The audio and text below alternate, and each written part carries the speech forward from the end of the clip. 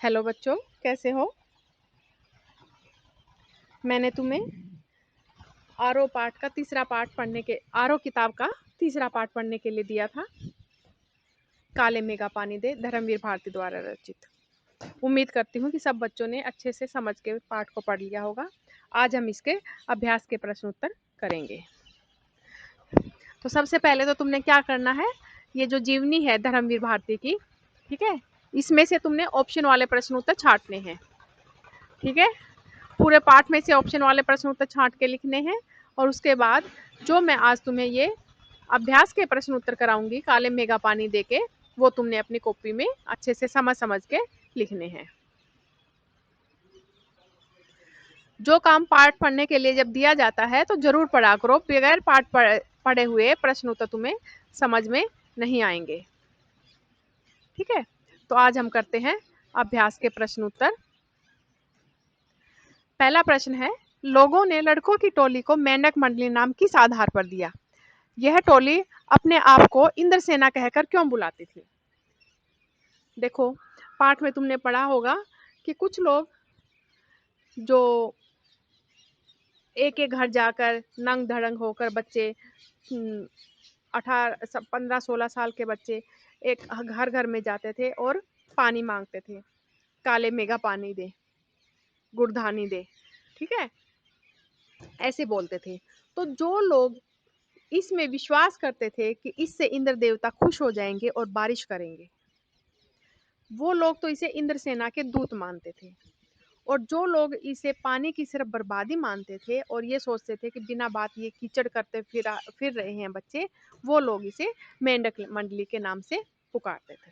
तो इस प्रकार से हम कह सकते हैं कि जिनका इनके ऊपर विश्वास नहीं था, भरोसा नहीं करते थे कि ये इंद्र सेना को खुश करने के लिए कर रहे हैं और इससे इंद्र सेना सच में ही खुश हो जाएगी, इंद्र देवता, और वो बारिश करेगा, तो वो लोग इन्हें मेंढक मंडली कहते थे। और जो इनके ऊपर भरोसा करते थे वो इन्हें इंद्र सेना कहकर बुलाते थे। प्रश्न नंबर 2, जीजी ने इंद्र सेना पर पानी फेंके जाने को किस तरह सही ठहराया। हम बताएंगे कि जो लेखक थे वो क्या थे, वो इसे पानी की बर्बादी मानते थे। उनका दिमाग ये कहता था कि इतनी दूर से पीने का पानी इतनी कठिनाई से लेकर आया जाता है और उन्हें इन बच्चों के ऊपर फेंक कर पानी को व्यर्थ ही गवा दिया जाता है। लेकिन जो लेखक की जीजी थी, वो इंद्र सेना के ऊपर पानी फेंके जाने को सही ठहराने के लिए उसने अलग अलग तर्क दिए थे। उन्होंने बताया कि जिस प्रकार से हमारे पास कुछ भी नहीं होता है और फिर भी हम किसी को जरूरतमंद को कुछ दे देते हैं, तो वो सही मायने में उसे ही दान कहते हैं। और इसके साथ साथ जिस प्रकार से हम खेतों में बुआई करते हैं, तो बुआई करने के लिए भी हमें कुछ थोड़े बहुत 5-6 सेर दाने खेत में बुआई करने के लिए बिखेरने पड़ते हैं, तभी तो हम ज़्यादा फसल लेते हैं। तो उसी प्रकार से जीजी ने यही उदाहरण देकर लेखक को समझाने की कोशिश की कि हम थोड़ा बहुत पानी जब हम इंद्र देवता को देंगे तभी तो वो खुश होकर वर्षा करेगा। इसलिए जीजी ने उनके ऊपर इंद्र सेना पर पानी फेंकने को सही ठहराया था। प्रश्न नंबर 3 है, पानी दे गुड़धानी दे, मेघों से पानी के साथ साथ गुड़धानी की मांग क्यों की जा रही है। हम बताएंगे, पानी दे गुड़धानी दे, मेघों से पानी के साथ साथ गुड़धानी की मांग इसलिए की जाती है कि पानी से तो खेतों में सिंचाई होगी, हर इंसान का, जानवरों का, पशु पक्षियों का पानी से प्यास बुझेगी, खेतों की प्यास बुझेगी ताकि अच्छी फसल होगी। और अगर अच्छी फसल होगी तो उसमें धान की रोपाई, गन्ना बोएंगे जिससे गुड़ बनेगा। ठीक है, ये सारा सब कुछ तभी होएगा जब बारिश अच्छी होएगी। इसलिए पानी दे गुड़धानी दे, यानी इंद्र सेना से पानी मांग रहे हैं जिससे उनकी फसल भी अच्छी होएगी और इंसान भी और पशु पक्षी भी प्यासे नहीं मरेंगे। प्रश्न नंबर 4 है, गगरी फूटी बैल प्यासा, इंद्र सेना ने इस खेल गीत में बैलों के प्यासा रहने की बात क्यों मुखरित हुई है। मुखरित का मतलब क्यों कही गई है। हम कहेंगे कि गगरी फूटी बैल प्यासा, इंद्र सेना के इस खेल गीत में बैलों को प्यासा रहने की बात इसलिए कही गई है क्योंकि किसान जो था, जिस प्रकार से आज के ज़माने में ट्रैक्टर वगैरह से खेती की जाती है, पुराने ज़माने में किससे की जाती थी, बैल से हल चलाकर खेती की जाती थी। तो अगर बैल ही नहीं होंगे, बैल ही प्यासे मर जाएंगे, बैल ही भूखे मर जाएंगे, अगर बारिश नहीं होगी तो चारा नहीं होगा, उनको खाने को नहीं मिलेगा, उनको पीने को पानी नहीं मिलेगा, तो क्या है, खेती हो ही नहीं पाएगी, संभव ही नहीं हो पाएगी। इसलिए क्या कहा गया है, गगरी फूटी बैल प्यासा। बैलों को खेत की रीढ़ की हड्डी कहा गया है। जैसे मनुष्य को चलने के लिए हमारी हम रीढ़ की हड्डी के सहारे पर बैठते हैं, उठते हैं, चलते हैं, तो उसी प्रकार से बैल भी क्या है, किसान के लिए रीढ़ की हड्डी का काम करते हैं। बैल के बगैर उनकी खेती संभव हो ही नहीं सकती है।